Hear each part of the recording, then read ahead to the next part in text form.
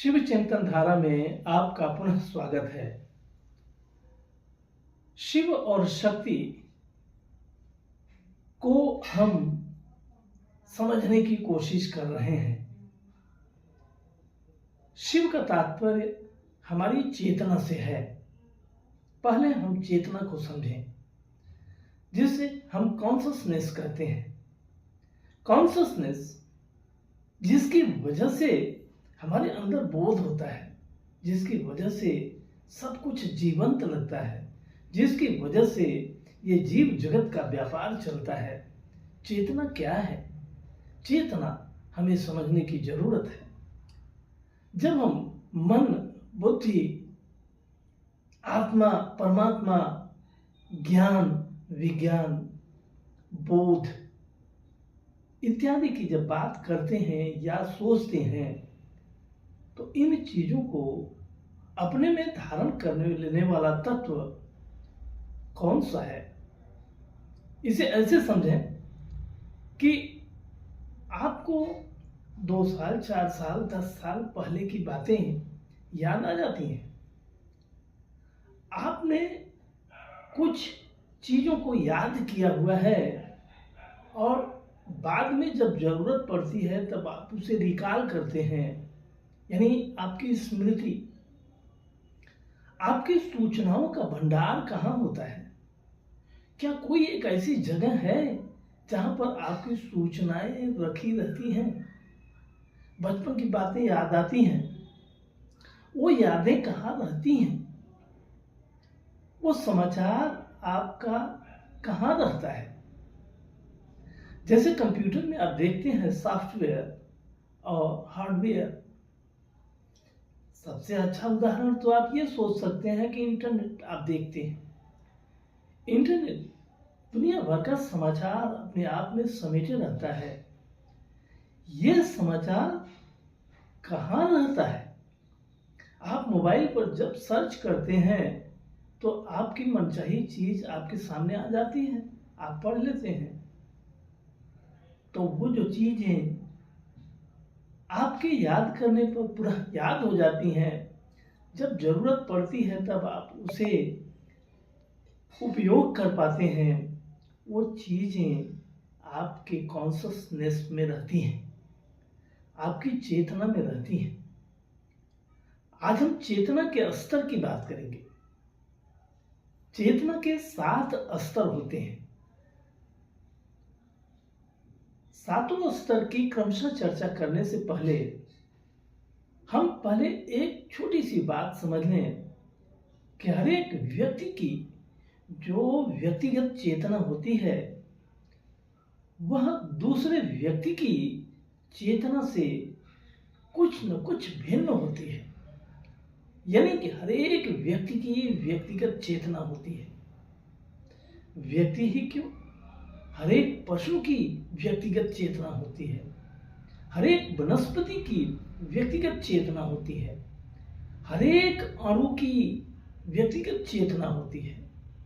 धरती पर कितने प्रकार के जीव जंतु हैं, सबकी अपनी अपनी चेतना होती है और सबको मिलाकर के ब्रह्मांड की चेतना होती है, जिसे हम यूनिवर्सल कॉन्शसनेस कहते हैं या जिसे हम कॉस्मिक कॉन्शसनेस कहते हैं, या जिसे कहें कि एक ऐसा बृहद आकाश जिसमें सब कुछ है। वो जो आकाश है वो सबको अपने अंदर धारण किया हुआ है, लेकिन वो आकाश सब कुछ के अंदर भी स्थित है।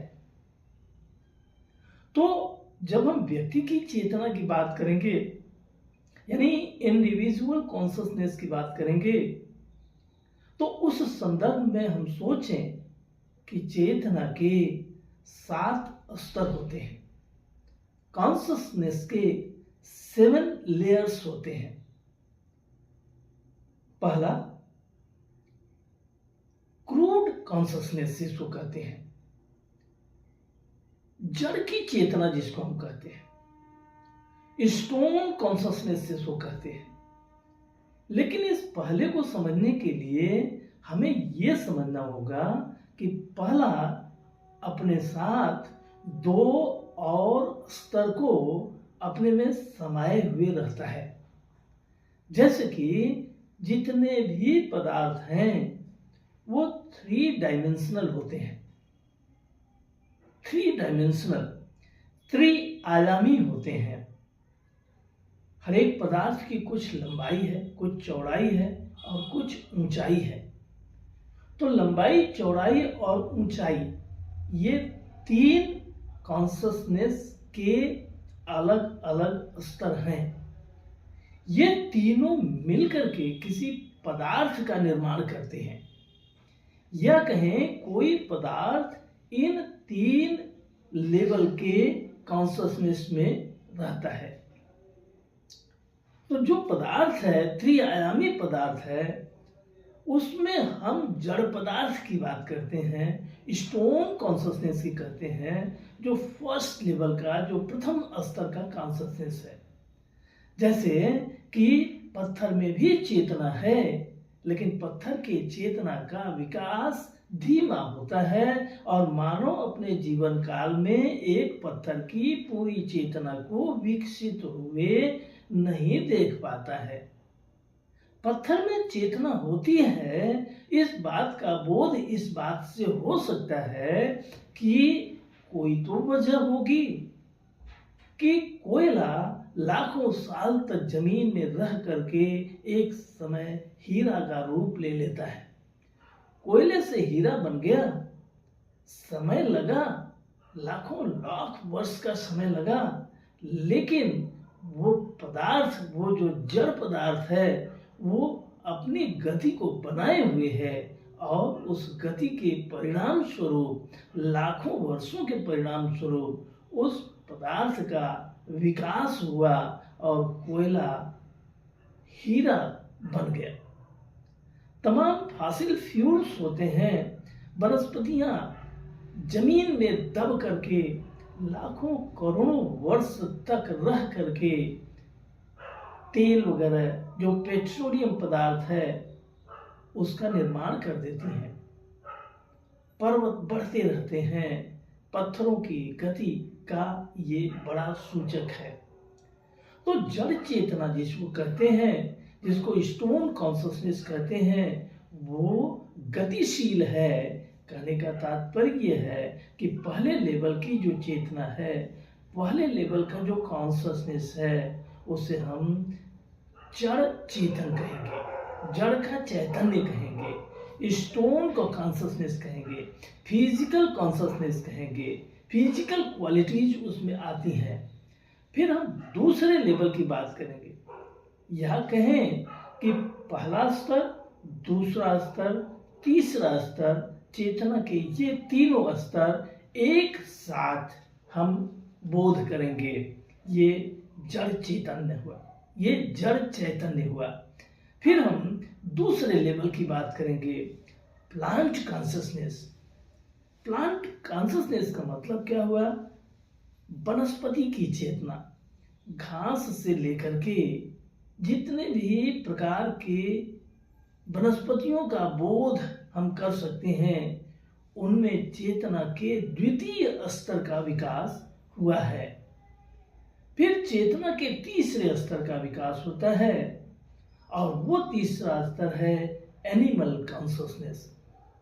एनिमल कॉन्शसनेस यानी जीवों की चेतना का विकास। जीवों की चेतना का विकास चेतना के विकास क्रम में तीसरे स्तर पर आता है, और वो तीसरा स्तर क्या है, जिसको हम जीव चैतन्य कहते हैं। चींटी से लेकर के हाथी तक, चाहे जितने प्रकार के जीव हैं, सब जीवों में चेतना का विकास है। क्या होता है जब 3 स्तर की चेतना का विकास होता है? तो तीसरे स्तर की चेतना का जिसमें विकास हो जाता है, जिस जीव में विकास हो जाता है, या जो जीवधारी हो जाता है, उसमें नेचुरल इंस्टिंक्ट आ जाता है। नेचुरल इंस्टिंक्ट का तात्पर्य क्या हुआ? जो प्राकृतिक स्वसंवेदन की क्रिया है, यानी वो थोड़ी गति करता है, थोड़ा सोच भी लेता है, उसके अंदर मन का भाव आ जाता है, वो अपने आहार को पहचान लेता है, आहार लेता है, निद्रा लेता है, उसे भय लगता है, वो मैथुन की क्रिया करता है, अपनी संतति का आगे बढ़ाना देखा जाता है। तो जो भी जीव हुआ उस जीव में अपने जनरेशन को आगे बढ़ा लेने की क्षमता पाई जाती है। ये तीसरे स्तर की चेतना है। मानव भी, अगर हम प्राणी जगत की बात करें तो मानव भी एक प्राणी ही है। अन्य जीवों की तरह से मानव भी एक जीव है, लेकिन मानव के स्तर तक आते आते वह चौथी चेतना का स्वामी हो जाता है। चौथी चेतना जिसे हम ह्यूमन कॉन्शसनेस कहते हैं, और ह्यूमन कॉन्शसनेस का तात्पर्य हुआ यानी चौथी चेतना के आगमन से मानव में विशेषकर चौथी चेतना है। तो मानव में चौथी चेतना के आगमन से उसकी बुद्धि का विकास होता है, उसका मन बड़ा विकसित हो जाता है, उसके अंदर अवेयरनेस आ जाती है, अंडरस्टैंडिंग आ जाती है, जागरूकता आती है, समझदारी आ जाती है, और वह इंटेलेक्चुअल हो जाता है, वह बौद्धिक हो जाता है, वह स्मृतिवान हो जाता है, वह अपने पीछे की घटनाओं के बारे में बहुत दूर तक की याद बनाए रख सकता है, वह चीज़ों को याद करता है, चीज़ों को धारण करता है, और भविष्य के सपने देखता है, भविष्य की योजनाएं बनाता है। और इस तरह से जो मानव चौथी चेतना का स्वामी हो जाता है, वह मानव बड़ी दूर दूर तक की कल्पनाएं कर लेता है, इतिहास पुराण लिख लेता है, काव्य कला की रचना कर लेता है। इस तरह से मानव जो प्राणियों के जगत में सर्वश्रेष्ठ साबित हुआ है, वह चौथी चेतना के आगमन से ही हुआ है। अब चूंकि एक व्यक्ति, एक मानव, जो मानव जगत में प्राकृतिक रूप से आ तो चुका है, लेकिन अगर वह अवेयरनेस को बढ़ावे, अपनी जागरूकता को बढ़ावे, अपनी समझदारी पर कुछ काम करे, अपने बुद्धि और विवेक पर कुछ काम करे, तो वह आने वाली अन्य चेतनाओं के स्तर को धारण कर सकता है। मानो एक ऐसा चौराहा है, मानव का जो पदार्पण है, मानव का जो जीवन है, मानव की जो जीवन प्रणाली है, वह एक ऐसे स्टेशन की तरह से है कि अगर उसने होश पूर्वक काम किया तो वह पांचवी चेतना का स्वामी बनेगा, और अगर उसने होश का काम नहीं लिया, बुद्धि और विवेक का सहारा नहीं लिया, जागरूकता और समझदारी का सहारा नहीं लिया, तो वहीं से उसकी चेतना की अधोगति भी प्रारंभ हो जाती है। इसका क्या तात्पर्य है? अधोगति प्रारंभ हो जाती है, यानी कि आपने ध्यान दिया होगा कि मानव में बहुत ऐसे लोग हैं जो इतने निकृष्ट काम करते हैं, कहते हैं कि ये तो पशु हो गया है। जो क्रोध है, जो हिंसा है, जो तनाव है, जो आपाधापी है, स्वार्थ की हद है, ये जो चीजें नकारात्मक रूप से मानव में विकसित होती हैं, ये भी बुद्धि का ही परिणाम है। लेकिन इस बुद्धि के परिणाम के चलते व्यक्ति एनिमल लाइफ जीने लगता है, वह ह्यूमन लाइफ से वंचित हो जाता है। ह्यूमन लाइफ से क्या तात्पर्य है?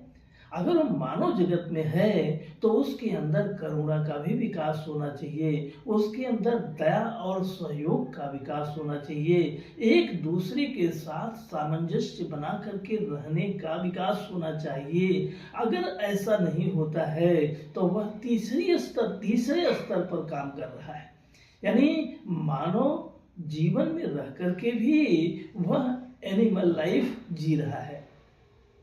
खैर, जब चौथी चेतना, जिसे हम ह्यूमन कॉन्शसनेस कहते हैं, जिसमें मानव का इंटेलिजेंस विकसित होता है, यह मानव की चौथी चेतना है। अब हम मानव के या चेतना के पांचवें स्तर की बात करते हैं। और पांचवें स्तर को हम सोल कॉन्शसनेस कहते हैं। ये हमारा आत्म चैतन्य है। ये हमारे आत्मा का बोध कराता है। ये हमारे आत्म चैतन्य की बात करता है। इसमें क्या आता है?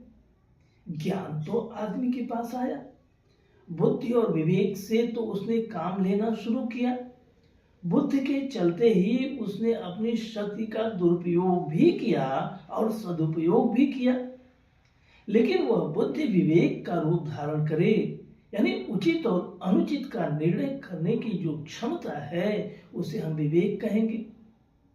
और वह विवेक जब परिष्कृत होता है, वह विवेक जब हित में लगता है, जनहित में लगता है, शुभ में लगता है और पुण्य के कार्यों में लगता है और पूरी तरह से जनोपयोगी बनता है, तब वह विवेकवान कहा जाता है।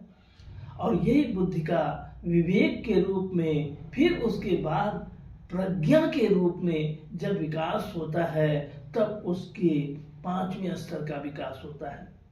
जो सोल कॉन्शसनेस है, ये थोड़ा समझने की बात है।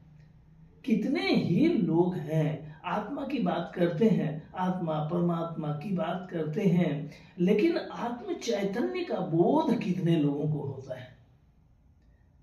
अगर वह तीसरे स्तर की चेतना तक ही सीमित है तो वह आत्मा शब्द से किसी नकारात्मक शक्ति का आश्रय लेगा। कभी कभी हम और आप सुनते हैं, लोग कहते हैं कि इसके अंदर आत्मा का वास है, उस पेड़ के ऊपर वह आत्मा बसती है, इस घर में चुड़ैल आत्मा इत्यादि का वास है। ये आत्म चैतन्य की बात नहीं है। आत्मा का मतलब कि वह परमात्मा का एक ऐसा अंश। परमात्मा से क्या तात्पर्य? जो सुप्रीम कॉन्शसनेस है, जो सार्वभौमिक चेतना है, उस चेतना से हमारी छोटी सी चेतना का आपस में संबंध है। जैसे कि हमारे कमरे का छोटा सा आकाश और इस बृहद आकाश, दोनों के बीच का कनेक्शन, बाधा एक दीवार है, छत है। जैसे ही दीवार और छत का गिर जाना होता है, इस कमरे का आकाश और ये अनंत आकाश दोनों मिलकर के एक हो जाता है। तो ये जो पूर्ण आकाश है, जो अनंत आकाश है, वो ब्रह्मांड का जो आकाश है, वो ब्रह्मांड की चेतना है। और व्यक्ति में जो आकाश है, वह उसकी व्यक्तिगत चेतना है।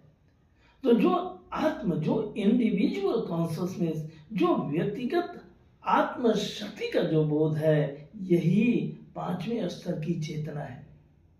और फिर शुरू होता है छठवें स्तर की चेतना, जिसको हम सुप्रीम कॉन्शसनेस कहते हैं, जिसको प्रमा चैतन्य कहते हैं। प्रमा चैतन्य। बुद्धि का विकास हुआ चौथी चेतना में, विवेक और प्रज्ञा का विकास हुआ पांचवी चेतना में, और छठवीं चेतना में प्रमा का विकास होगा।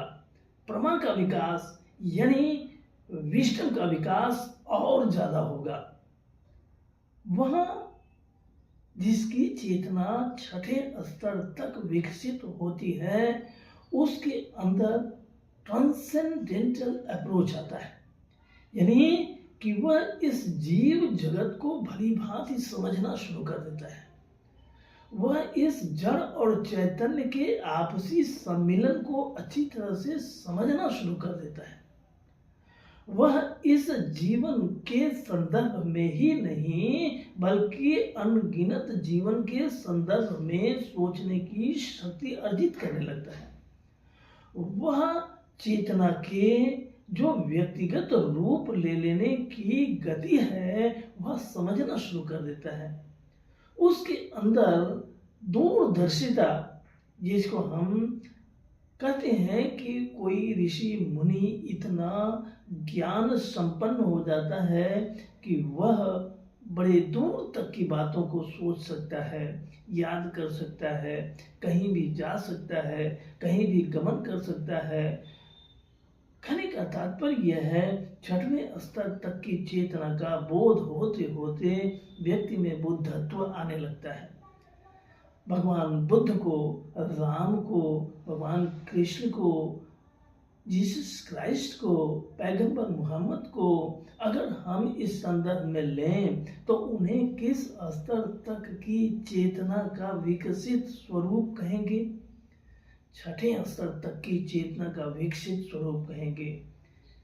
तात्पर्य ये हुआ कि अगर एक व्यक्ति लगातार बोधपूर्वक अपने चेतना को विकसित करने के क्रम में लगा रहे और अगर उसके छठवें स्तर की चेतना का विकास होता है तो वह बुद्ध जैसा होगा, वह कृष्ण जैसा होगा, वह महावीर जैसा होगा, वह हनुमान जैसा होगा, यानी अद्भुत शक्तियों का मालिक होगा, अद्भुत चैतन्य का मालिक होगा, ऐश्वर्य का मालिक होगा।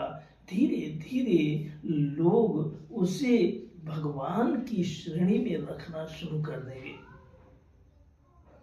फिर आता है सातवें स्तर की चेतना, जिसको सप्रा कॉन्शियसनेस कहते हैं, जिसको पराचेतना कहते हैं। जैसे भगवान के संदर्भ में, ईश्वर के संदर्भ में गोस्वामी तुलसीदास कहते हैं कि जाना ही तुम ही हो जाई, यानी कि जो तुमको जान लेता है वह तुम ही हो जाता है, यानी कि जो ईश्वर को जान लेता है वह ईश्वर ही हो जाता है।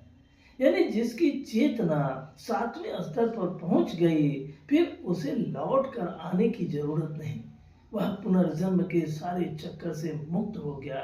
जिसे मुक्ति और मोक्ष का नाम लेकर के हम पुकारते हैं वह सातवें स्तर की चेतना को प्राप्त कर लेना होता है। सातवें स्तर की चेतना प्राप्त कर लेने के बाद व्यक्ति का इस जगत में पुनरागमन नहीं होता है, ऐसा शास्त्रों में कहा गया है। यानी कि जो कहा कि पूर्णमदः पूर्णमिदं पूर्णात् पूर्णमुदच्यते, वह ऐसा पूर्ण हो जाता है कि फिर उसमें से कुछ शेष निकलता नहीं, वो निकलता है तो पूर्ण ही निकलता है, उसमें कुछ शेष जुड़ता नहीं, अगर जुड़ता है तो पूर्ण ही जुड़ता है। जैसे शून्य को शून्य से जोड़ा जाए तो शून्य ही होगा, शून्य को शून्य से निकाला जाए तो शून्य ही होगा। तो शून्य उसका छोटा प्रतीक है, सातवें स्तर की चेतना का, पूर्ण ब्रह्म की चेतना का, वो पूर्णता का प्रतीक है जिसे हम शून्य कहते हैं, जिसे हम बिंदु कहते हैं, जो परम कहते हैं, जो परा कहते हैं, वो परा चैतन्य है। तो ये सात स्तर की चेतना की बात हम सब आपस में किए। बोध करने वाली बात यह है, ध्यान देने वाली बात यह है कि मानव के लिए सातवें स्तर तक की चेतना को उपलब्ध कर लेना संभव है, क्योंकि जिसने भी सातवें स्तर तक की चेतना को प्राप्त किया है वह कोई मानव ही रहा है। क्योंकि चेतना जो एनर्जी है, चेतना जो एक प्रकाश है, उस प्रकाश का प्रतिफलन, उस प्रकाश का स्वरूप तभी बोधगम्य हो सकता है जब वह किसी जड़ रूप में स्थापित होता है। तो हम इस पर और बात करेंगे और इसका और विश्लेषण करेंगे, लेकिन और विश्लेषण हम अगले वीडियो में करेंगे। आज हम चेतना के इन सात स्तरों की बात किए हैं और इन सात स्तरों के द्वारा हम आपको इस बात पर ध्यान देने की गुजारिश करते हैं, आग्रह करते हैं कि इस पर आप चिंतन करें और सात स्तर तक की चेतना को, यानी अपनी चेतना को विकसित करने का प्रयास करें, क्योंकि चेतना का विकास, व्यक्तित्व का विकास, आत्मा का विकास, जीवन का परिष्कार वास्तव में एक ही है। धन्यवाद।